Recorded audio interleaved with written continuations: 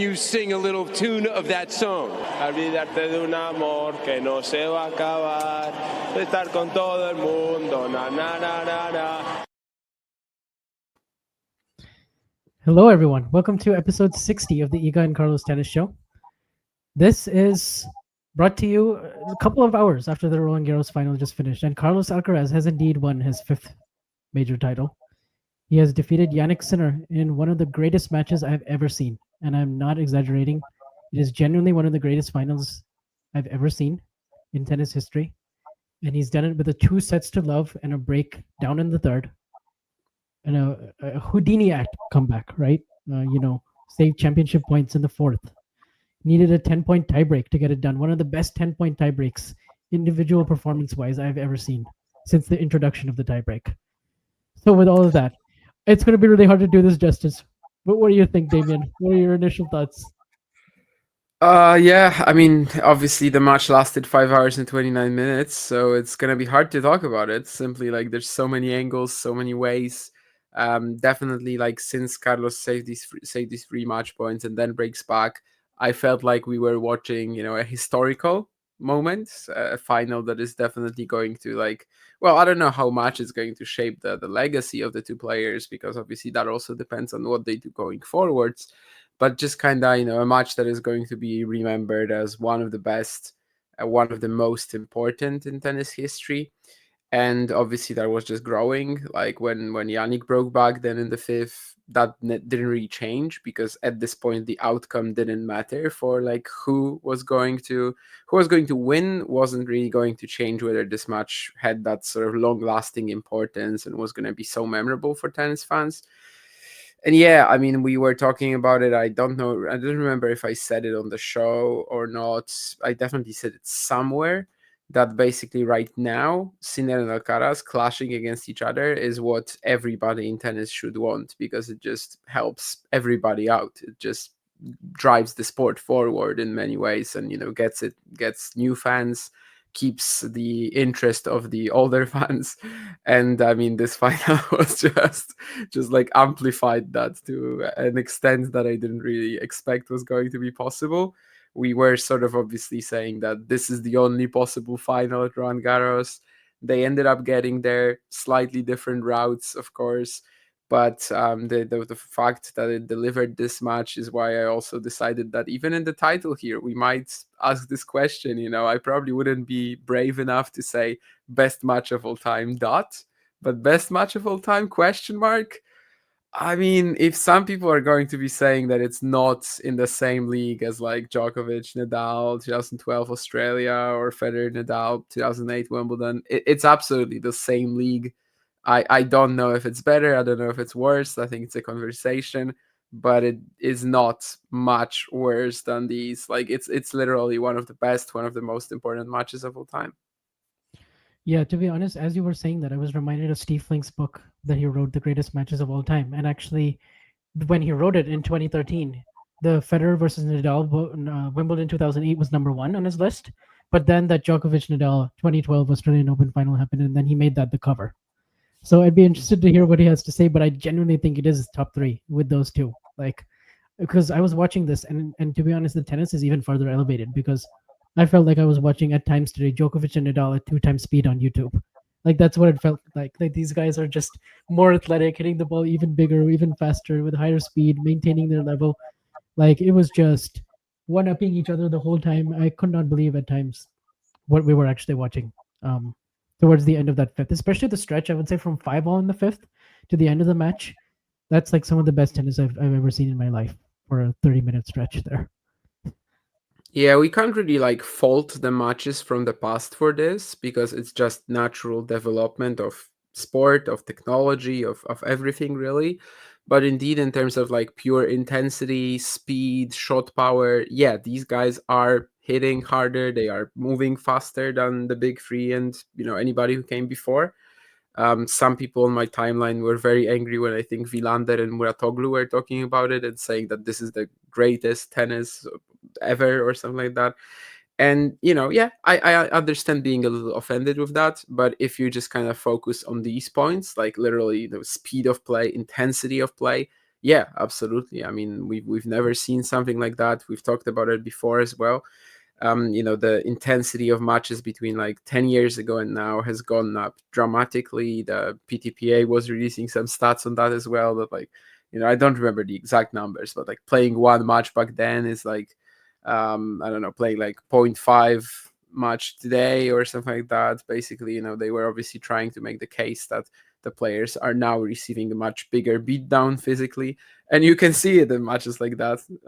5 hours 29 minutes, and yeah, I still don't know which angle to even like start with in terms of analyzing this, but yeah, it's really, it belongs up there to me as well.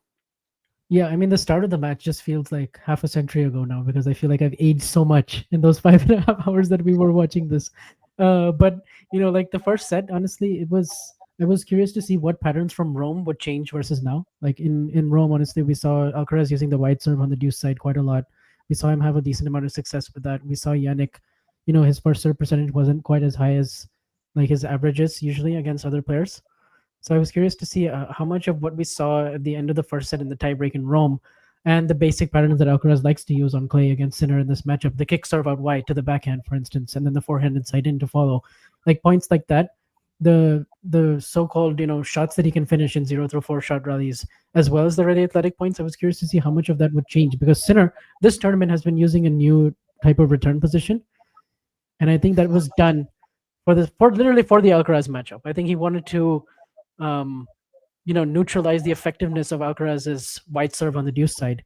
And I think that slanted return position, that Kei Nishikori style that he's been using since the start of the tournament, it gets him to sort of explode more on the return. And in general, he was way more lethal today on the forehand cross court pattern, or like anytime they were exchanging blows like cross court, or when he was forced to hit the running forehand, I felt like he was doing a lot more damage offensively and really rushing Alcaraz, like really rushing him with 100-mile-per-hour pace on the run, which like we know Sinner can do that, but also we know that there's a certain limit that he can go to. And on clay, it's harder for him to sustain that pace than it is on hard courts because the movement back to the middle and sliding and doing all of that is much more natural for him on a faster surface. And also the shorter the match is, the fact that he was able to keep on doing that in the 6th hour of the match. I mean, this just added to the intensity like crazy.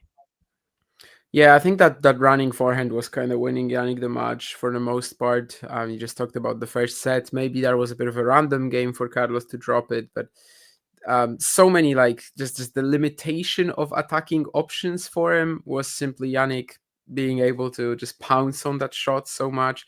Kind of reminded me of the Paris Olympic final, Mhm. Djokovic also basically doing the same in these patterns. Carlos likes to open up the court indeed and just kind of without too much thinking, go into that forehand inside in pattern, and then it opens up the angle for the opponent. Does Yannick have to be insanely fast, insanely agile, even to get there and play a massive counter instead of a defensive shot? Yeah. So I understand that on some occasions he was not able to, predict that such a shot was going to come back. But I do think that like if Sinner ends up taking the win, that's kind of what I would be focusing on. I love it that you said Kei Nishikori return style because some people have been calling it the Andy Murray style. To me, Mm, this was always yeah. Nishikori for sure. And a few other Japanese players, of course, adapting that as well. Yeah, I mean, it doesn't make a major difference, but definitely like the weight transfer is the thing that is going to be more I don't know, perhaps for as you said, for these type of returns, they're going to be a little better. Sometimes Yannick was also using that only on first serve, not on the second, but certainly something that he only did for the first time at Roland Garros in Paris. So it was fascinating to see him adapt that. But yeah, as well, how Yannick was moving and covering stuff in the forecourt. It was a big stat once. I don't remember which set it was, maybe like the fourth, where Yeah. they showed drop shot winners, and Sinner has one and Alcaraz has none. And for Carlos, that is very unusual. And it's not just the speed that Yannick was getting to the drop shots in, also like how he was reacting close to the net. This is supposed to be the strength of Alcaraz in this matchup, really. Like the versatility, the touch, the fact that like if he can lure Yannick away from the baseline battle, he can probably just like outmaneuver him. in cat and mouse play, but that was also not really a possibility today.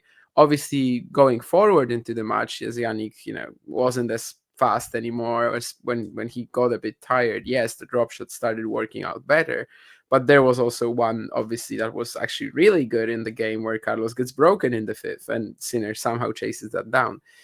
If Carlos was expecting that he would get that, probably he goes to the net and maybe cuts that off, but obviously, he didn't at all. So I think the physicality of Sinner overall was also so impressive, because back in the past, like, we used to have him just like struggling and having to manage the energy levels throughout the match. And right now, I really can't say he lost it because of his physicality. And I think it's a big shame that a lot of people are bringing this match to that. Like, they're just looking at it purely from, okay, so Alcaraz is now 13-1 and 5 setters. Sinner hasn't won a match above 4 hours. But it's really not about that. Like, Jannik was perfectly fine. He did not lose this match because of his physicality. Yeah, I totally second that because he answered the question. I think physical endurance wise, he showed he can hang today. He showed that he can actually go 5 6 hours, and he caught a second win in that fifth set for sure. Like, there were times in the middle of the start of the fifth, where I was like, oh, this could actually be 6-3 or 6-2 for Carlos. But I think when Alcaraz didn't get like a double break for 4-1, it never felt safe to me. I always felt like there was a twist coming, and like 3-2, 30 all. There's that call that was a little out that obviously you can't see it. They only show it on the TV later. Hawkeye shows it, but Sinner, he plays the point, and then you realize, oh, the second serve was it a first serve or a second serve? Um, that was out. But either way, it doesn't matter. I think, like, basically it showed that Sinner was getting into more return games, and then he was starting to build his physicality back up, and then whatever physical issues he was having in the first 3 or 4 games of the fifth, like, it just wasn't going to be a factor anymore, because he was going to find like that second win. And all of a sudden at 4-5 in the fifth, he looked so fresh. He looked fresh, like he had just been, like, it was just the first set suddenly. So the way he was, like, that the drop shot that he chased down for the redrop, and Alcaraz doesn't even get there, like, the the fact that then he holds for 6-5, and then but then we have that marathon game for Alcaraz to try to get it into a tiebreak. I mean, it felt like a marathon. It probably was only like 2 deuces, but still, it was just wild, like, that there was no other outcome for this other than a fifth set tiebreak, essentially. And like, Alcaraz goes up 13-1 in fifth sets, and in general, Sinner still hasn't won a match. But honestly, like, this is the best showing that he's had from a physical endurance standpoint. And one of those things had to crack today: the Sinner 5 set record, or the physical endurance losing streak above 4 hours for Sinner. One of those was going to win out, just like one of them was going to lose a Grand Slam final. Just like one of them was gonna come back from 2 sets to love down for the first time. It's just like so many things were on the line for this final that just made it such an important match, like you were saying before. Yeah, I mean, so many stats. Obviously, what you mentioned, 13-1 and never winning a 4-hour match. That kind of felt like one of these, like, impossible scenarios where basically, at some point one will have to give. Obviously, Carlos ends up winning it, but yeah, because Jannik had that last minute, second win, that's why we really cannot say that he lost it because of his physicality whatsoever. In fact, I mean, I think one of the most impressive games that he was playing this entire match was actually that 5-6 or 6-5 from his perspective in the fifth. Like, Yeah. just came out so fired up on return. Obviously, yes, I know this is a game where, you can play pressure free, sort of, because you have the tiebreak secured, but it's not really pressure free. Like, the guy is 2 points away from the match, from the title, from a really truly incredible win. So I think the way that he was returning there, yeah, I mean, Carlos kind of looked done, and of course he pulls out a couple of otherworldly shots to survive. One, the backhand passing shot that he takes, I think, to win to get to the tiebreak. But even earlier, the most important one, the squash shot after another massive return from Jannik. Another one, I mean, you mentioned on the outside hitting the kick serve, and then Jannik just steps in and goes back and down the line, finds the line. He was incredible in that game. Like, I really think in many, many ways you cannot say this was like a massive choke or something like that either. I mean, to some extent, obviously Jannik got tense, especially after he blew the match points in the fourth set. I think there was a patch of, let's say, 15 minutes when his head wasn't as clear as before. He was not making the best choices. He was going for like kind of like outrageous winners down the line that usually he wouldn't go for. He loves his percentage tennis, but even when he was going for something that was, special, that was very dynamic, it made sense before. For that like 15-20 minute stretch, you could see that at this point he's just bailing out of it. So obviously there was a mental component to it. But if you have 3 consecutive match points and some of them are rallies, and there's that big forehand as well that he misses just by a tiny bit, it's also not just not having the luck on the day. And I think at 6-5 in the fifth, again, that's just kind of bad luck for him that he didn't take it. Especially the 30 all points. The fact that he didn't get to match point there, that was just insane. Yeah, that was just an insane recovery from Alcaraz because his forehand was clearly rushed, and somehow he found that depth and width on the forehand cross court. I don't know how he did it, but somehow he was able to produce the magic in that moment. And also your reference to 3-5 game. I mean, I would say the first match point was just like Alcaraz hitting the back of the line on one of the forehands, and then somehow the rally continued, and it was like a forced error from Jannik. And then the other two, I think he got a little bit. You could call them unforced errors for sure, but still, like Alcaraz then plays two really good points from deuce, and then hits a forehand winner to on game point, and then finds a second win in the next game. And there's that like forehand inside in, and then a backhand volley to the open court that he hits to get the two break points. And it's just like when he broke for 5 all, I still wasn't sure about the tiebreak because I still felt like okay, Sinner might find another win in the fourth set tiebreak, just like he did in the second set tiebreak. And then he immediately goes up 2-love, and then Alcaraz like was a little bit braver. He went for a huge forehand cross court, hits a winner, and then he hits two aces in a row, which I hope don't get lost in the context of this match because Alcaraz hitting two aces in a row in a tiebreak against Jannik Sinner, like that is massive. Like that. What was the match where he recently also hit two aces back to back? A Rome final. There you go. Rome Rome final final, right? tiebreak. Yeah, I was Rome final thinking that. tiebreak. And Yeah, Rome final tiebreak exactly. and fourth set tiebreak here. He hits two aces in a row. That was really, really clutch from Carlos. Like to go up 3-2. And I think actually that broke Yannick a little bit because we saw a couple of shaky points from him in the tiebreak after that, where like he went away a little bit from his percent. I mean, he just forced the issue, I guess, rather than going away from the percentage tennis. But quickly, he like Alcaraz winning 4 points in a row from left two down. Immediately now you're thinking about the fifth set from just a neutral perspective. But like that was just crazy. That swing and the two aces, I think, should not be lost. Yeah, Yannick kind of had his two aces moment later too, at 5 all in the fifth, and I mean Yeah. they weren't back to back, but they were back to back on the same side. Obviously his serve was amazing too, but yeah, I think especially what I've already seen that people are also kind of skipping when they're talking about this match is that physically when Carlos was 3 match points down, like he was actually looking like the guy who was a little tired. There was a patch there for like 10 minutes maybe where Sinner was just, pouncing corner to corner. And I think on a few occasions at least, like Carlos was just didn't have enough left to chase down yet another shot. He was just like getting stuck in the clay a little bit, and yeah, up until that point, the match just looked completely done. Obviously, when he saved it, still you start questioning whether maybe he can actually do it. But yeah, fourth set tiebreak also didn't start too great, and these back-to-back aces certainly were the crucial moment.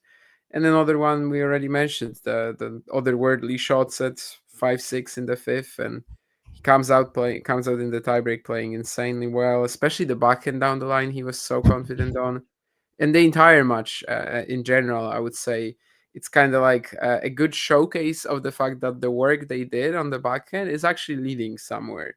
Like I think Yeah. in many ways we were talking since the start of the season that yeah, sure, he changed his grip a little and like he's hitting it a bit differently, sure, but does it actually change much? Not really.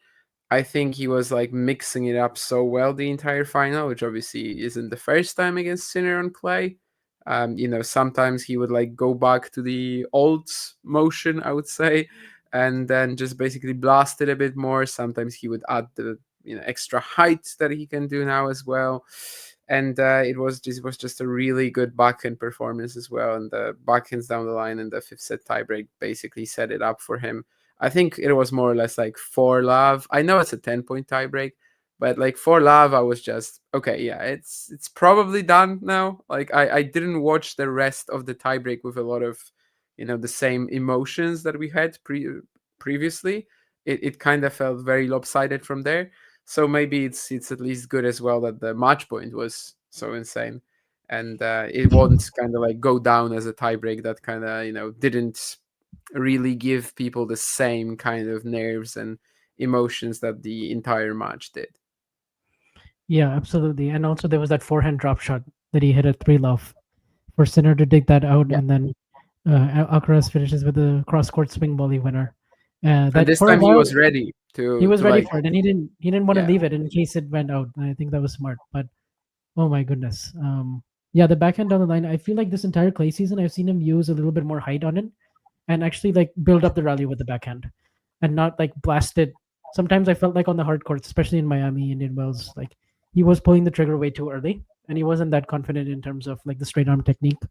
But I feel like now, as the matches has gone on, and how much confidence he would have gained throughout this whole clay season, winning so many matches, like it just showed in that moment, like all that hard work. So it was very useful today for him to just add that extra height and spin, and then bring the forehand into play where he could actually like attack from it. There were some times in the early part of the match where his field was a little bit off for sure today. Like there were some volleys that he wasn't putting away as clinically. He was maybe giving Sinner another window at a passing shot, or like even in the first game of the match, there was that volley that he hit on break point. Sinner passes him with a backhand down the line.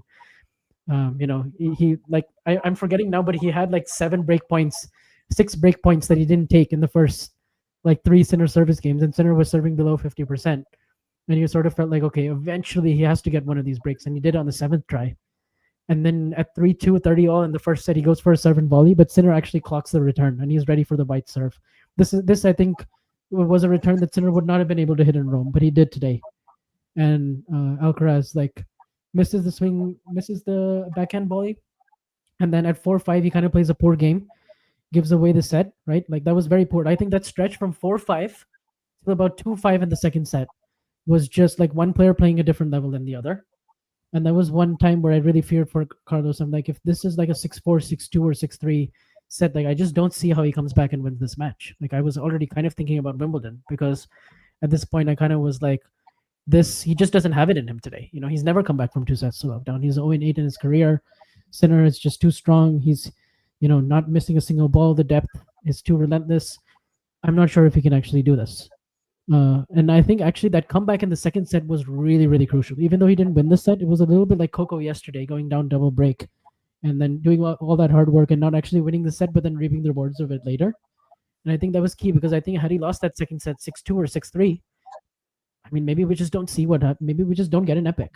Like there was a world where this could have been a total dud of a final, and I'm so glad that it wasn't. You know. Yeah, possibly. I mean, there was also obviously the third set when he has that early break, actually doesn't land it in the end, like doesn't, maintain it until the end.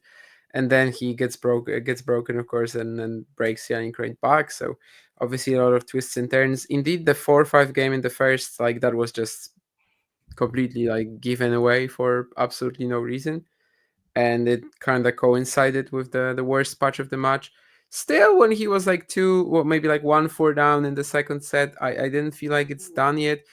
Generally, like even though obviously both of them were serving well, I think you always kind of felt like, okay, the guy has a chance to break him. Like there's never really going to be like a super easy game trying to serve it out or whatever. Mhm. Definitely not. Like there's always a shot. There's enough baseline play that you're always going to have a chance. And I guess that's just a clay thing first and foremost. But yeah, it certainly helped out to kind of like have this dramatic narration in this match and how eventually it transpired. And yeah, I mean, there's just so much stuff happening in there. I kind of can't wait to just watch like the Redux highlights of it in Yeah. probably tomorrow. To be honest, I don't think I'm going to be able to like keep myself from doing that for the next few days. No, I think I'm definitely watching like pretty long highlights of the match tomorrow. Yeah. Um, I just feel like I forgot so much already, and I want to watch all the crazy shots, obviously. But also, yeah, just what a moment for tennis, for both players, and for the show as well. I mean, we wanted one Roland Garros title, and we got one. I mean, dude, like this match is like if you didn't see this one live, I feel bad for you. Let's just put it that way. But at the same time, hopefully, like I mean, on the official channel, they might release the full match, or they'll come up with really good extended highlights. Because this one, I mean, I don't even like that package is going to be crazy. There's probably going to be some parts that they'll leave out that they just have to, because otherwise you could include, however many winners that there were in this match. Because actually, if you just look at the stats and all that, I bet you more players will have. I bet you both of them will still have more unforced errors, but most of these are like not unforced. Like they both Honestly, just move I so didn't well. even see, I Like didn't even check the stats. I mean, in a match like like this, at some point, like after the 5 hour mark, were you checking any stats? Absolutely not. After no, the four absolutely hour not. mark, was I checking any stats? I think basically since Carlos saved match points in the fourth set, like nobody cared about any stats. It was just, straight up roller coaster. You sit down and watch it. Of course, being a big Challenger fan, I was also watching all the Challenger finals at the same time. I was Oh, very busy watching this, but obviously, still, yes, I am very glad I saw this live, and it just felt like we were part of a historical moment already. yeah, absolutely. Um, I mean, I'm just like glancing through them. Alcaraz won 57% of his second serve points and still needed a fifth set tiebreak for this. But just absolutely wild. Just unbelievable that like this is what it takes for him to win. Like two of these slams, he's had to save a match point now against Sinner. You know, this was like I didn't know if we would ever get a match like the 2022 U.S. Open quarterfinal in a best of five meeting with them for a long time, and this is like this exceeded that like by a lot, and that's expected because if they were able to produce that in their fourth meeting, this is what like their 12th meeting at tour level, 13th overall. Like it's pretty crazy that it's Alcaraz who's coming out on top of all of these match classics now.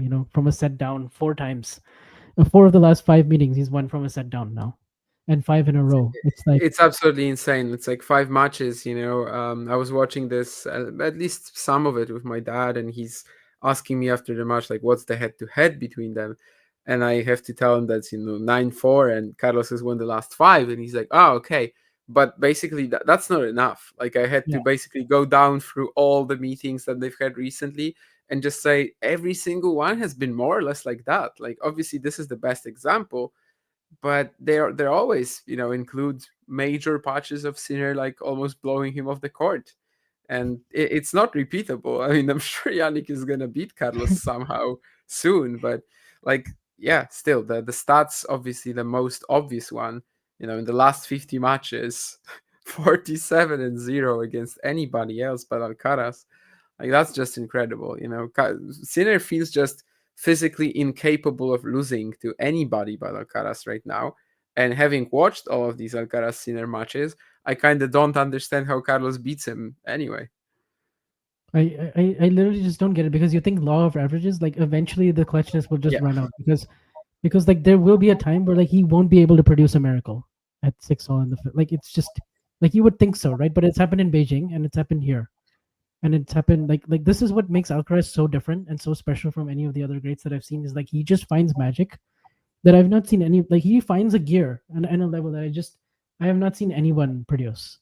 Like sometimes the difference can be really vast, obviously, between his floor and his high peak level ceiling. But oh my god, I mean, he almost always just finds it in best of five, right? He almost always just somehow summons it with his back against the wall, and it's I think I described it on Twitter as like really stressful entertainment, but but it's like somehow if this keeps on happening, like eventually, and he keeps on outdoing himself, like there may just be a point where like you will just see like a really flat performance against Center. Like it's just I feel like it's kind of bound to happen at some point because there's just no way you can sustain winning like 7 matches in a row against your biggest rival without having like a dip big enough, and I mean, I suppose 2 sets to love and a breakdown. Like, you would think most mortal humans would think there's no way, there's no chance. Yeah, I think also they keep playing in like slowish conditions. Like, let's imagine Sinner and Alcaraz meet last year at the ATP finals. I'm pretty sure Yannick wins that one. I thought that So, too, but then look at their Miami match in 2023. Like that could have easily gone Alcaraz's way, right? Like, but that even was Miami 2023. Like, we yeah, cannot say that Sinner was the Sinner of right now. In fact, true. after today, like this very well maybe was the best match that Sinner has ever played in many respects. Up Yeah. until having match points. Up until having match points. From there, sure, yeah, he has a patch of basically just not being as intense as before, and Alcaraz starting to dominate, of course, until the twist.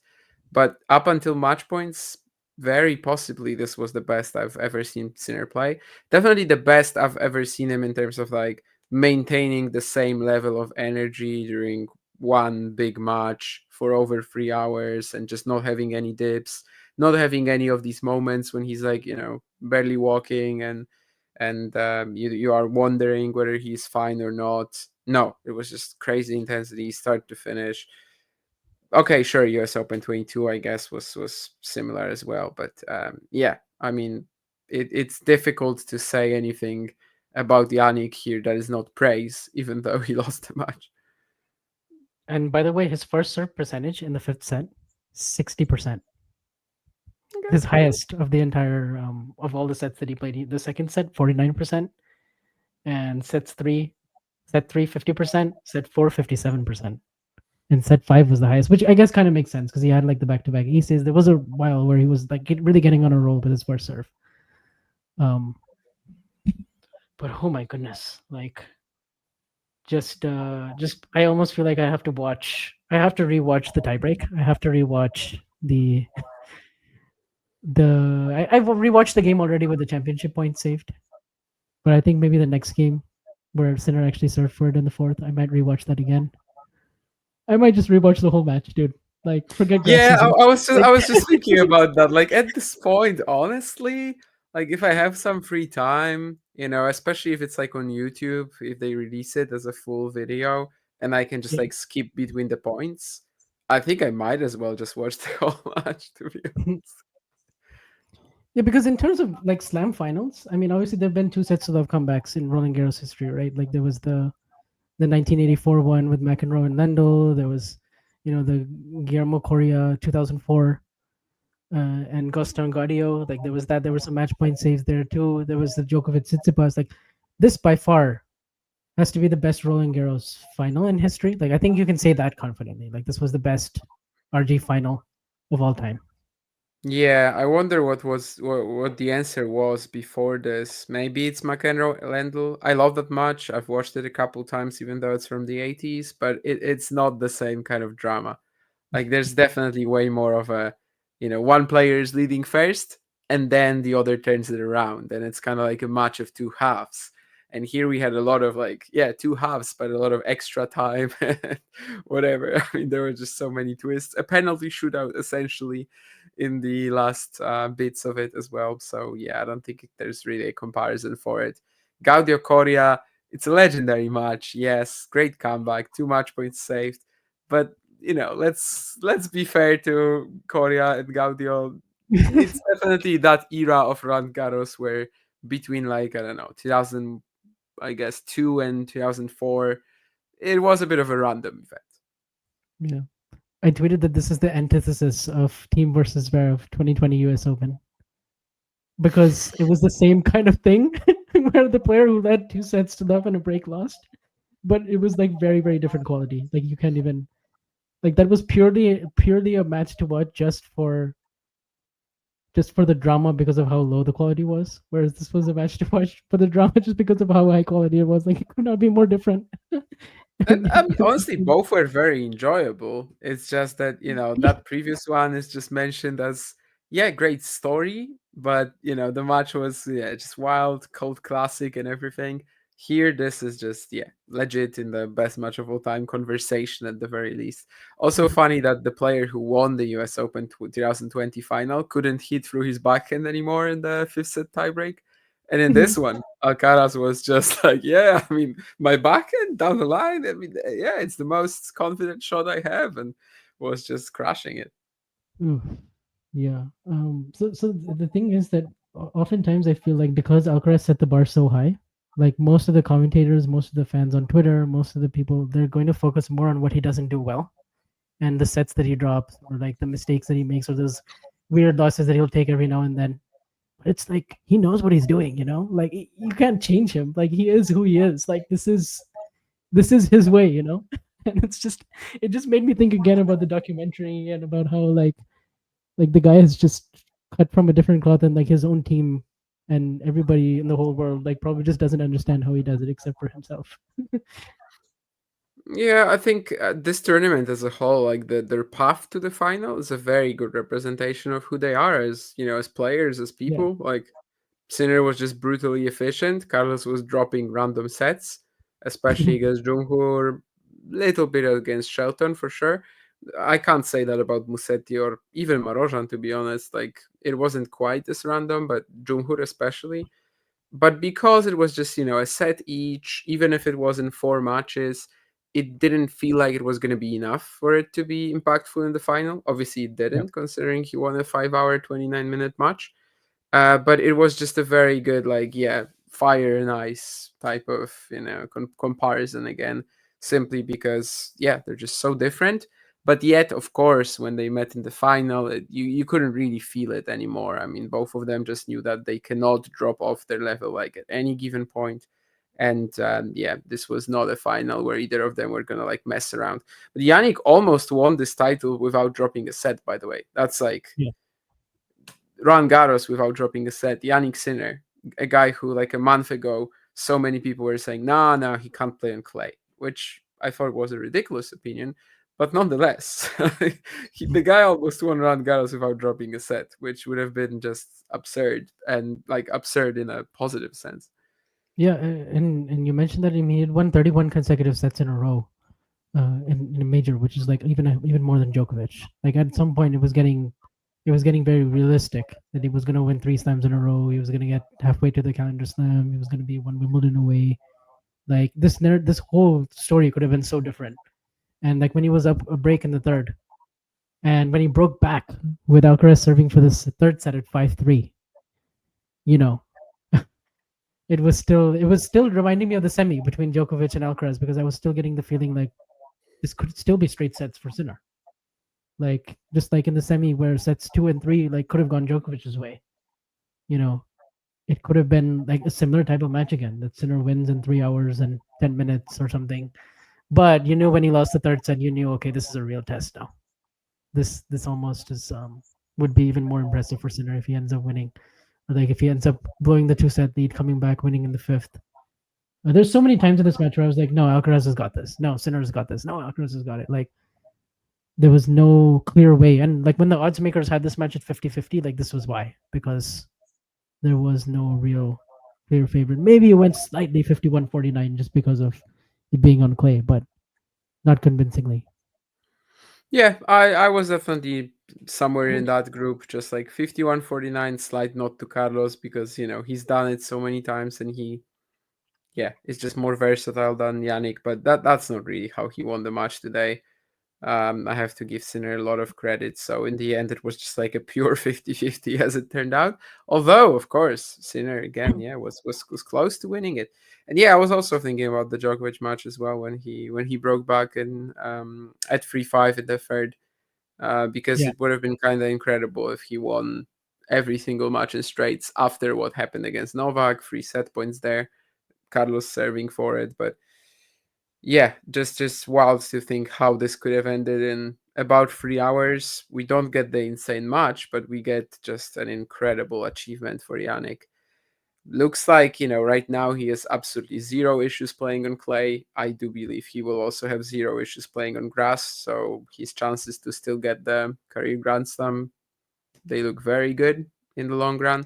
But yeah, this could have been even more. This could have been, halfway into a calendar slam and kind of no contenders but Alcaraz to stop him, really. So obviously this will kind of hurt for Jannik, but still, what a run he was on, and 5-3 right now in terms of the slams, but he's gonna be very dangerous at all of them. Yeah, no, that's what this reinforced, because also like you had you had both Djokovic and Alcaraz struggling to hit drop shots today. I mean, struggling to hit drop shots when they would have felt pretty confident going in, like, okay, I can actually execute this. But what Sinner was able to do when he was getting to the drop shots, like, I think that's some of the best tennis he's produced, when getting to the drop shots and knowing exactly what to do on every single one. Like, the fact that he improved that, and the fact that it was so difficult for Alcaraz to avoid the baseline slugfest, like, that has to encourage him if they play on a fast court in the future, because it's like, wow, like if that's what it took for Carlos here, then yeah. So, but of course, it remains an interesting state with those rivalries that Djokovic hasn't quite been able to figure out Sinner the last 5 times, and same with this. But this Sinner and Alcaraz one, it's just like at some point, this 5-3 lead that Alcaraz has in the slams, it's just pure like willpower how Alcaraz has been able to win these matches. Beijing, this one, it's taken Two like of 11 them, that, as you said, 2 slam titles after saving match points against Sinner, right? yeah. I And don't know if even Yannick let's not wins. forget last year. I mean, last Yeah. year, 4-5, 30-15 in the fourth. Sinner has this overhead that he misses wide. Like, if it's 5-all in the fourth, who knows what happens there? Like, he's down 2-1. Like, yeah, some of these comebacks have just been Houdini level. So Usually there's at least one of these when you win a slam, but well, Yannick was almost showed that that does not have to be the case, and in fact already showed it at the US Open. Already showed it. Well, I guess Australia. He kind of had a Houdini-like escape. 2024. I mean, so yeah. I don't even know what I was gonna say, but this is yeah, the kind of match that makes you go exactly, into that mode. yeah. And by the way, he also won one of the best 3-set matches um, recently. Like, the Djokovic semi was a really good 3-setter. So if he had done this would have easily been his most impressive achievement, most impressive major, most impressive big title, probably. So, yeah, for sure. I think we can say that Alcaraz has deserved a visa. After this, like, just go to Ibiza, don't come back. Come back at Wimbledon. Don't play Queens. That's what I would say. Yeah, maybe he can play like Hurlingham or something like that. Because clearly, if he played Queens last year when they felt like the prep was not enough, then I suppose they really wanted him to have some sort of a grass court warm up. So maybe one of these exos just before could work. I don't know, but yeah, I think it's perfectly fine for him to go partying, just go wild for a few days. Well, Sabalenka said she was going to Greece, right, and get like tequila and everything, but of course she actually wanted to forget the final. Carlos will, well, maybe not want to like relieve it, like keep reliving it in his head, probably not really, but definitely deserves a few days of rest. So I'm fine if he skips Queens and just shows up at Wimbledon with maybe a grass court exhibition warm up or something like that. Yeah. By the way, he's also done something else that the big three have not done, which is defend both Roland Garros and Wimbledon. Okay. Yeah. I mean, yeah, Roger only won it once, Novak never, and Rafa didn't defend Wimbledon. Makes sense. Yeah. Of course, there's also a good stat that Bastian came up with that I'm kind of jealous that I didn't tweet that before him. But 22 years and 1 month and 3 days, both him and Nadal for their fifth slam. Okay. I Of course, think that I just happens saw that because somewhere earlier as well. Yeah. yeah, of course, because it's like, Nadal is born in June, he's born in May, so Yeah. one Yeah. Yeah. Wimbledon. But now he's won one slam a year for the last 4 years in a row, and kind of, when you're at this level, that's what defines your good and great seasons. Is just, can you win a slam every year? And so now he's done that. Pretty much, yeah. Of course, some of that is just to the Sinner suspension, but he's also leading the race by like 1,800 points. Could be a Yeah. similar situation as we said last year, where like whoever wins Wimbledon probably ends up number one at the end of the year. So that is also like pretty open to him right now. Like he's definitely in the conversation to maybe at some point get ahead of Yannick. So yeah, I mean, so far the season, I know it's had bumps early on, especially, but Yeah. by this point, you know, we wanted at the start of the clay season, we said that like a one ATP 1000 plus one Grand Slam out of the next two is going to be pretty much like the requirement, let's say, for Carlos to say he's making progress or something like that. But and you know he's already done that in terms of the slams. He also got two ATP 1000s. He beat Sinner twice again, which you know we couldn't know if they were going to meet or not, but they did both tournaments, and he wins both matches. So especially after winning this, should be pretty like pressure free more or less going into the next events because he's really done a lot of work to make sure that he, let's say, I don't even know, it stays relevant or whatever. I don't know, that he just maintains that status of, I don't know if you're the best player in the world, but you definitely are the biggest threat to the best player in the world, and maybe you are actually the best player in the world. That's a Yeah. very overcomplicated thing way of saying that he's like, you know, number one slash two in the world right now.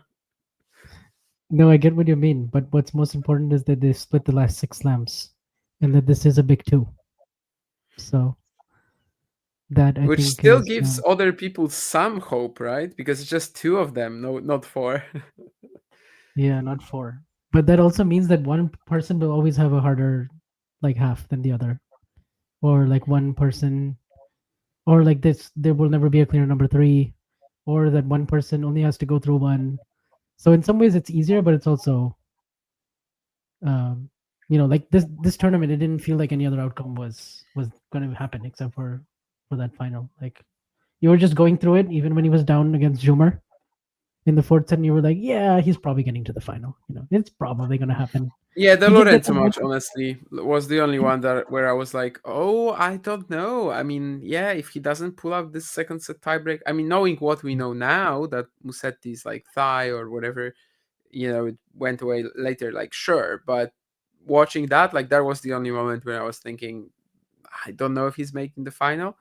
Whereas for Yannick, definitely there was no moment like that. And yeah, I think the people who said that, you know, after the third set between Junhur and Alcaraz, there were people who were like, "Oh, an upset might be on the cards." Nah, nah, that's just nah. Sorry. But yes, but for a while, I mean, he was definitely like, it was 3-1 in the fourth, and you were like, okay, is this actually going to go five? But manages to win five in the next six games, reels it back in at just the right moment. Was flirting with a lot of danger for sure. But then he also comes out and just crushes Tommy Paul. Tommy Paul was struggling with the abdominal injury for sure, but he sort of conserved enough energy and had enough in the tank to summon the magic when he needed it. So now as far as the double goes, we don't get that this year because Iga Świątek's streak is broken. But I must say, there's a lot of good takeaways to take away from her Roland Garros, right? A 6-love third set defeat to Aryna Sabalenka, which of course is going to leave a sour taste in her mouth, and sort of everybody is left with a weird bittersweet feeling about the whole run. But at the same time, she beats Rybakina from a set and 2-love down. She problem solves against Svitolina. She wins that third round where she faced some adversity in the second set. She gets through. She gets through against some of the first two sets against Sabalenka and Świątek were some of the best tennis certainly of the fortnight. So it was a bit of shame that it kind of all came crashing down when it did in the third, where she only won 6 points in that whole third set. And like there was, she was serving at love 130 all, misses a backhand, and kind of it just felt over after that. So that was a little bit of a bleak way to end it, but it just sort of makes you think she's in a better place at least, right? Probably. I mean, we don't really know, you know, how mentally she's going to react to the third set, but I hope she can just kind of forget about it and focus on the good stuff. And there was a lot of good. Like, first of all, just subjectively, I have to say I really enjoyed watching her this week in Paris or this fortnight. It's just like a different sport almost that she plays compared to some of the hardcourt matches, especially. I mean, how she uses the angles and how safe her shots are while being obviously very aggressive, and all that combination of spin and pace that we were talking about some time ago, but it was getting kind of lost recently. And there was a lot of ball bashing that maybe not necessarily hit the mark. Not here. I mean, here she was just a completely different like thinker on the court, and yeah, just a pleasure to see her construct rallies, to be honest. And obviously the win against Rybakina, that already felt like something big, because that's the one that can kind of like keep you going towards the rest of the championship. That's very comparable to how she played Naomi in 2024. And basically you couldn't really find something similar in her Roland Garros history. Like she almost never struggled at this event with anybody. So that definitely was like a very real line of comparison. Svitolina, yeah, different type of opponent. She has struggled against her in the past, but that was fine. And against Sabalenka for the first two sets, I think the level was amazing. There's just one kind of like part of it that was obviously not going as according to plan, which is the serving. Still, something will need to be done about that. But basically, because Iga was returning incredibly well herself, she was able to keep up, and it just took a lot of effort. And personally, I believe that if she didn't just like also, besides the third set, which was 20 minutes, but also the tiebreak, right? She goes away a little too quickly. Like I think the effort of coming back in the first set from being behind so many times, and again having that pressure of just needing to crush the Sabalenka serve because yours is getting obliterated.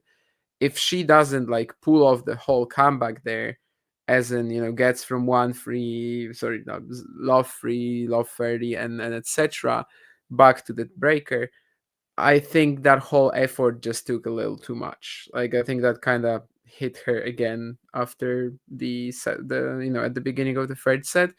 But the second set was insane from her. So I think there's a lot of positive takeaways. Yeah, so Sabalenka was up 4-1, 40-32 breaks in the first set.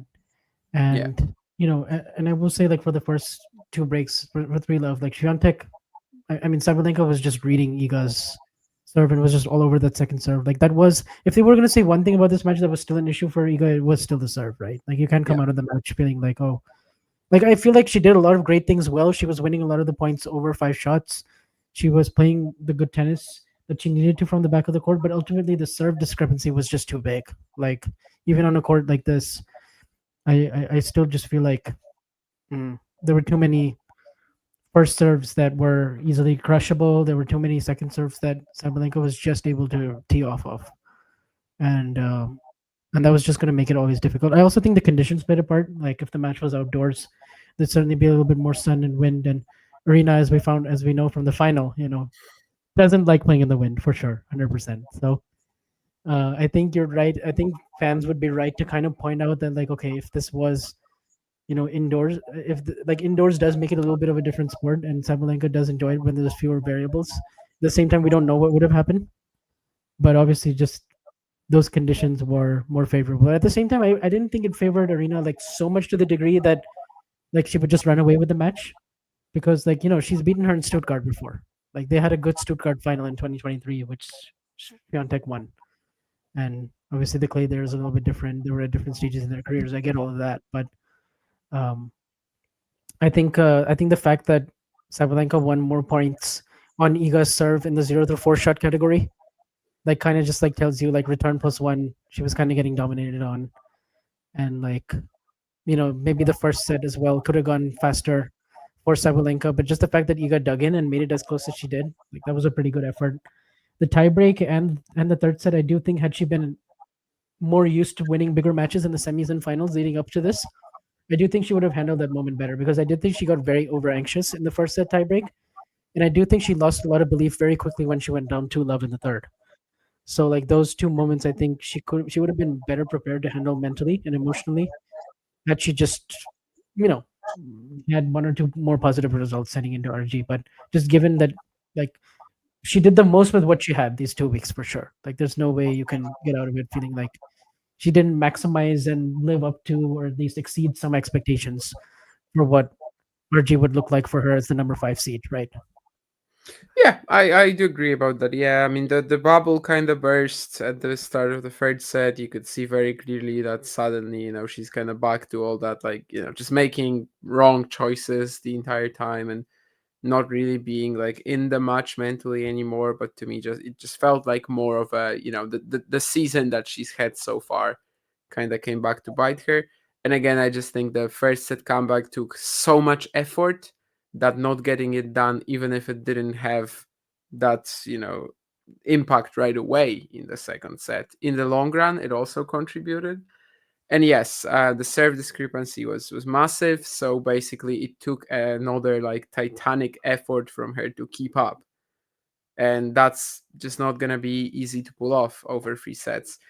But yeah, probably maxed out. I mean, I think Sabalenka, who said a lot of interesting things after the final, let's just say, well, Yeah. things that players don't typically say, which I don't really know how I feel about that, and how she Mm. kind of just avoided complimenting Coco. And, besides just saying that she handled the situation, the win better. But I think one of the things she said, which was brought a little, like it was taken a little out of context, Uh-huh. that if Iga won the Yeah. semifinal against her, she probably would have won the final. I'm not so sure. I think recently the days of like Mira and Coco, being players we think Iga has a good matchup against, that's done. But or at least for now. But I certainly would have loved to see that, and it makes me think that maybe indeed there was a little more there to do in this one. But yeah, sure. I mean, given what we knew going into the event, making the semis, losing to Sabalenka, who was obviously outstanding for almost the entire fortnight, I can't say that this is a bad result at all. I was also quite interested to hear. There was an interview with Wim Fissette, who was, by the way, looking very firmly like deep into the future. He was like, "We're gonna work on this in December." So, well, he at least thinks that he's gonna be there in December, which I wouldn't mind at all, as I think I've noted on the podcast. But what also kind of like it just makes me think, he said that they didn't have much time when they first started playing, and well, when they first started working together. Now, of course, obviously during the season, there's not much time to fix stuff anyway. It just kind of makes me think, if we are getting a serve improvement, it's probably not until the new season, or at least like a major serve improvement. Mm. That's interesting to hear. Yeah, I did kind of get out of this event thinking like Wim will probably keep his job a little bit longer. Like this wasn't Yeah, a tournament that made me think like, oh, the firing Wim Prasad brigade is going to be out, and you know, uh, Wim is definitely not going to last much longer. I did have a feeling like, okay, they will probably continue for a bit. Like he definitely did show that there is some work still to be done, and they can build off of this run, and it gives her more time maybe for the grass. She seemed after the loss to kind of put the third set behind her and think already about the grass season. She was already talking about like she's looking forward to seeing what she can do on the grass, and maybe they're get in some matches before Wimbledon. So it seems like at least so far the two slams that you guys played, they've ended very differently, right? 6-love in the third in one of them, and then the other one was heartbreak with match point. So obviously two different ends of the spectrum, but still semifinals in both. So there's good consistency in terms of not coming all the way. It's kind of like the rest of her year, but just maybe a little few percent better. So definitely better, right? I mean, if you were to name like the two best events of her season, it'd probably be probably those the two. Yeah. slams. Probably the slams. Maybe United Cup as well. Maybe like Indian Wells, but the slams are definitely Yeah. in the mix there. Yeah, I would say so. And actually, it was interesting to hear what Coco said when that same question was put back to her about what Arena said about Iga would have won the final today. She said that actually coming into the match, she was thinking I'd rather play Iga because Arena was playing so well. Hmm. So I'd rather play Iga, but even though Iga's like a really tough opponent, and also she didn't agree with Sabalenka, she thought it was kind of unfair to suggest that she was, Arena was not the best player she could have played in the final and all that. And obviously, she didn't hold herself in great glory in the arena after this match was finished, both on the court and definitely doubled down on it in the press conference. Maybe spoke her mind a little too much. Let's just say. I mean, obviously she was emotional about this, but yeah, I think she went a bit too far in a Yeah, few spots. It's a weird position for her. Number one, best player of the year, best player of the tournament up until the final, 100%. And yet she doesn't get the slams. And, in 5 years, nobody's going to care about Aryna Sabalenka making the final of like almost every single event, but in the Middle East swing this year. yeah, Everybody's just going to remember that Madison Keys won her first Grand Slam and Coco Gauff won her first Roland Garros. So yeah, it's a tough one. I understand why she was this emotional, why she was crying at the trophy ceremony, why she said some stuff she maybe shouldn't have, even if she fought them. But yeah, some of the quotes were just a bit much, like about the frames. I know there was a framed shot by Coco on the match point, but just to go into it like that and just basically bring it down to luck, to the conditions. Yeah. I mean, she yeah, knows how Coco plays. Like it's her play style, right? We've seen it many times that she kind of brings the opponent down a little and basically like engages in this like messy quality match. She does that a ton, and it's not there's nothing wrong about that. and you could argue that's probably the only way to beat Arena because her peak is Yeah, like the highest on the tour. So if you get her to play bad, like that's the legitimate tactic of how to beat her. And Coco has now done that 6 times. So, I think it actually did. Yeah, you're right. I think it crossed the line from taking responsibility for her loss over to like potentially disrespecting her opponent. So, if I'm Coco and I'm listening to all that, I'm probably like, ooh, that's very salty. But of course, I understand the emotions and all of that for sure it's because just she's still Tsitsipas Rublev, right? right, right, and ATP but also finals. like the fact that Arena beat Iga, and this is like it did remind me a little bit of that Soderling Nadal Federer thing, where like Goff was losing to Iga 3 years in a row, and then finally someone takes her out, and she takes out the person who beat Iga, and it's like if you're Arena, you did like kind of all the hard work, like Djokovic in 2015, but then you come out on the losing end in the final, and then you also like play your worst match probably this whole year, or at least since the Middle East swing, for sure. So.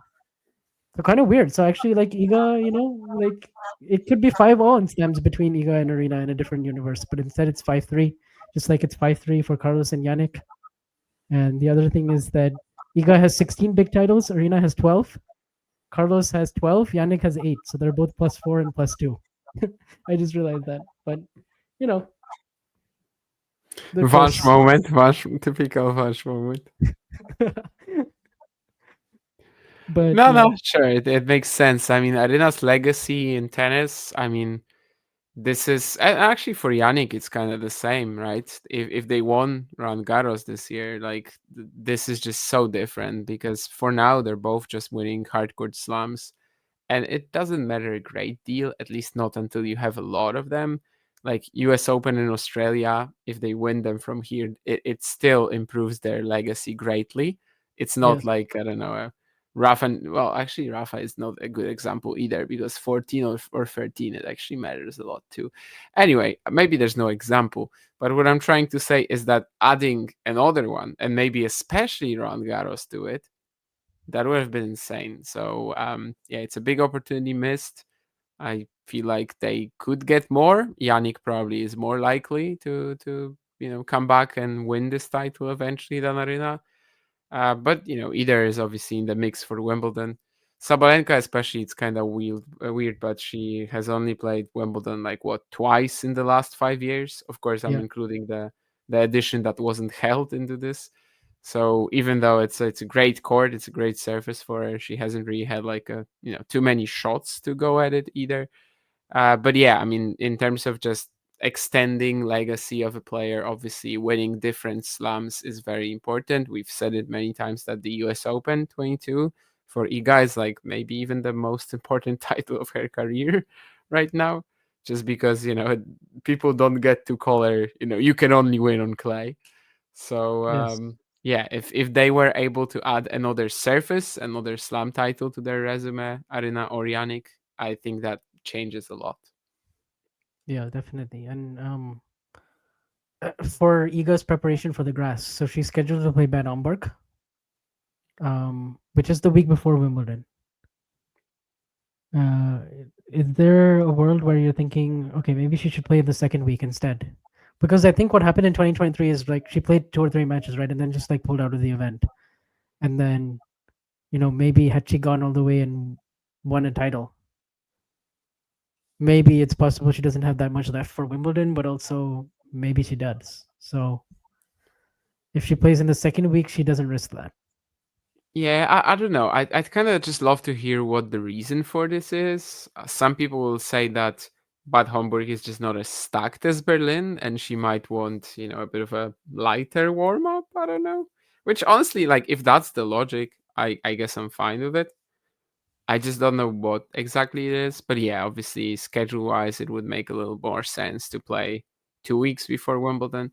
I mean, on the women's side, we see people doing this and doing it successfully a bit more often, I suppose, because of the best of three format. But still, yeah, I mean, we've had that 2023 instance where she clearly just wanted 2 matches from Bad Homburg and didn't really want to stay in the event after that. We Mm, could see a repeat of that. yeah, 2, 3 matches? I don't remember. I think I guess it maybe wasn't just two. 50, so Oh no, uh, maybe three, maybe three. Yeah, could have been 3. I mean, and then Tatiana she withdrew Maria, in. Tatiana Yeah, she Maria would. was definitely. Yeah, withdrew in the semis. I remember that. Yeah, I think it was 3 Yeah, maybe, but either way, yeah, I think we yeah, we might see a repeat of that indeed. And I don't know. I wasn't surprised that she's not signed up for Berlin, but that's only based on past history. Like I was just thinking, yeah, she's probably gonna do the same. But why? Like, yeah. what exactly is the reason? I don't know. Yeah, it was a 250, and she beat Tatiana Maria, Jill Teichmann, and Anna Blinkova. Oh, the Yeah, Blinkova match is the one I never would have remembered. Teichmann and Maria, yeah, but no, not Blinkova. yeah. But just also a quick word on the Rybakina match because I do think that win was important, just to kind of, I mean, she now leads the head-to-head over Rybakina. Obviously, a player she struggled against. Rybakina was coming in really good and with a lot of form, having won in Strasbourg the week before, and also the deficit from 1-6 left 2 down. And we have to mention it because we did see her adjust her return position, and that was big. She went back on the first serve return. She got it a lot more. She got neutralized Elena's biggest weapons, and as soon as she got her moving, and so she made those adjustments, and she could have potentially lost in the third as well. She was serving to stay in it at 4-5. She was facing 2 break points down 2-3, 15-40 in the third. Like there were some scary moments for her, and it was like kind of like the Osaka win, uh, you know, a year before. So of course, it was going to be much harder to win the event from there this time around because the opponents were just so much better than a year ago. But still, I think for her season, that was still a big win. That was the most impressive win she's had this year. Yeah, it was massive. I mean, just in terms of the nerves, how she handled that, the fight, the attitude, it was just the things that we were missing over the last few months, the way she faced adversity. You mentioned earlier that like watching this tournament, you felt like, okay, so Vim is gonna stay there for a while. I Yeah, think that's kind of the match that sealed it. Let's imagine she loses to Rybakina 1-6, 1-6 in that semi and was looking like that for a while. Yeah, that's when she would maybe like hit rock bottom sort of and try to look for some big changes. Whether that would be one of them, I don't know. But it certainly would have raised so many questions if this is how she lost at Roland Garros. So fighting back there, yeah, just so pivotal for her confidence for eventually the event. Well, sort of it ends up being like that Collins Australian Open loss, I guess, or win, sorry, and then losing to Noskova. Of course, here there was also one more round in between. But yeah, well, a memorable match. Something that she hadn't shown in a while was that attitude, and it just kind of made me think. Sure, we don't really know usually if it's gonna work out like that. Like if a player has a very good record at a venue, if it's actually helping or not. But I think there was like a bit of Paris magic here for her, and it really allowed her to get back into that groove. So yeah, that was a very fun performance of a champion, really. yeah. No, I mean she definitely dug in and like trusted her legs and athleticism a lot more. She went further and further back, and the further and further back she went, the more Elena's first serve percentage dipped because she was at like I think 3 feet inside, 3 feet behind the baseline, and that's when Lena was serving her best, and then it Do sort you of just feel went from there. responsible for Iga adjusting her return position? I feel like I was part of the army, and I maybe led it to some extent because I did ask her about it, and I don't think it was asked before. So, but no, but honestly, she did say I can return like that, but I'm just not the most comfortable doing it. So the fact that she actually had that breakthrough and Wim managed to sort of get to her, I still think Wim deserves more credit than me. But sure, maybe after Wim, maybe I can get second place. Yeah, maybe. But I was immediately reminded of Miami and the question when I posed it to her, and kind of how stubborn she's been about this the last 2 years or so. So when I saw that, I was like, "Oh my god! Like this is an amazing moment. I should treasure this." Uh, I think now Yeah, that she has shown it once, I mean, why not do it again in some other bigger matches against big servers, right? kind of did against Aryna as well from time to time. Yeah, we saw her use it occasionally. So for sure, we know it's something she has in the bag now, and so that was big. I think I still think that was worth going over. A big win in the fourth round for her, but yeah, I think that about probably does it for this 2025 RG. Honestly, one of the best majors in a long time. Um, Oh, I both wanted to the touch women's on men. one more thing though. Just sorry, just remembered. Yeah, what you said that basically this year was gonna be different in terms of the Osaka Rybakina wins because the Yes. opponents are so much better. Like that was kind of my biggest takeaway after that Rybakina match, where I just looked at the rest of the draw and all of the favorites we had there, and basically everybody but Iga is just so much stronger than 24.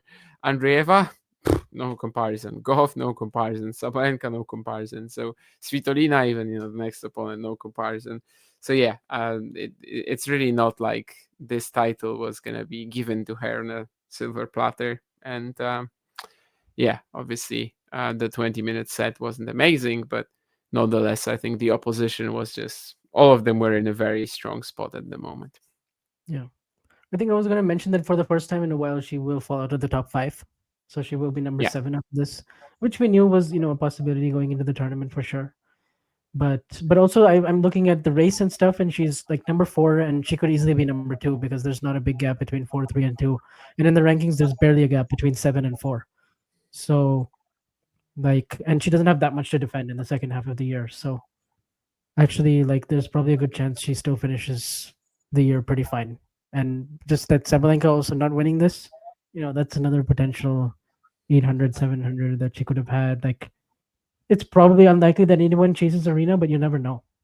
Um, if Arena doesn't win a slam this year or something, like it's still yeah, I think open. it's kind of like 2 and 5 in the race, right? That's pretty close. Although Goff right now probably has exceeded them a Yeah, I little. think Goff is a little bit ahead of 3. Like, there's maybe 1,000 gap between Yeah. Goff and number 3 But keys. basically that's how it feels this year, right? There's Sabalenka, and then after that you have probably Goff, but like after Yeah. that it's Świątek, Andreeva, maybe Keys as well because of the Australian Open title.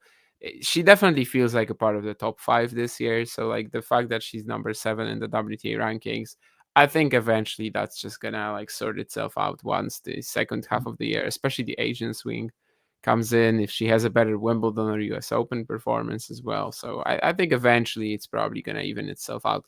Like she's still very much on track to make the WTA finals and everything. And yeah, I think a top 5 finish at least this year, probably. That's what we are looking at, since she's still making all these quarterfinals and semifinals at the big events. Yeah. The only thing is that it does make her draw a little bit harder. Like, she will have to probably face 1 through 4 in the quarters, like potentially at Wimbledon even, right? Because that's why ideally if you're playing the second week and let's say you go on and win the title, maybe there's a chance she eclipses some of those names and gets back there. But at this point, yeah, if you're still just looking to get an easier prep and kind of easier way into Wimbledon, that's also an option. At a But slam where she's only made the quarters once, I would say yeah. that's not really that important either, right? I mean, that Mhm. has to be the plan first to get to the quarters again. And after that, I mean, I'm assuming Wimbledon will be a slam with more upsets than Roland Garros. Roland Garros on the women's side, actually, well, up until Andreeva Boison, I guess, was super predictable. And Yeah. on the men's side, I would say it was very predictable. Maybe until Zverev Djokovic, if somebody really thought that Zverev was gonna win, which I think I did, but maybe I wasn't super strong on it. But basically, was very predictable until the end. Yeah, for the most part, yeah, I mean, 14 of the 16 quarterfinalists were chalk. You just had, Bublik and Bosson, really. That really just define it. But at the same time, that's good that on clay you're able to see like who really the top players are, and usually in best of 5 on the men's, it ends up getting chalky, and then even best of 3 on the women's, it held up for the most part. Even though some seeds were in a lot of danger, like he's almost lost to Kenin, Świątek almost lost to Rybakina. So there were some dangerous moments for sure, but eventually I think all the best players we thought would come through, they eventually did. And the best part about this tournament is we did get all the matchups we wanted. From Alcaraz, Sinner, Świątek, Sabalenka, Coco, Aryna, Andrei Vagov. Yeah, we didn't quite get that, but then we got an incredible story in Bazaar, and Yeah, that was also very cool. So overall, one of the best slams for sure that I've seen in quite a long time. Maybe you could argue, maybe even the best of this decade. Certainly a conversation for another time, but overall, it's been fun. And we say goodbye to clay. We move on to the grass, and yeah, that about does it for episode 60. Pretty big one. Yeah, since Carlos is playing next in Queens, well, we'll Most see. likely, we'll But see. yeah, see. actually, we'll see. But yeah, of course, we'll be back to cover the grass warm-ups, and then as we did with Roland Garros, the whole package with Wimbledon. Hopefully, it will be just as fun. Wimbledon is probably not a slam where we are like just as sure about maybe that one slam title coming the way of the players we are mostly talking about here. But then again, obviously, Alcaraz is the two-time defending champion, so at least he will be in the mix along with Sinner and Świątek. Yeah, grass courts. It's an exciting time every single year. I don't know how successful she will be, but that's part of the intrigue. Yep. So let's see how that continues, and let's see how the transition goes. It's a short transition, not much time, short part of the year, but certainly very very exciting. So we'll be back with all of that. You can follow us at Iga Carlos Tennis. You can follow us on YouTube, subscribe there, and follow us on all the podcasts where you get your on Apple and Spotify, wherever else you get them. And we'll see you during the grass season. Thanks, everyone.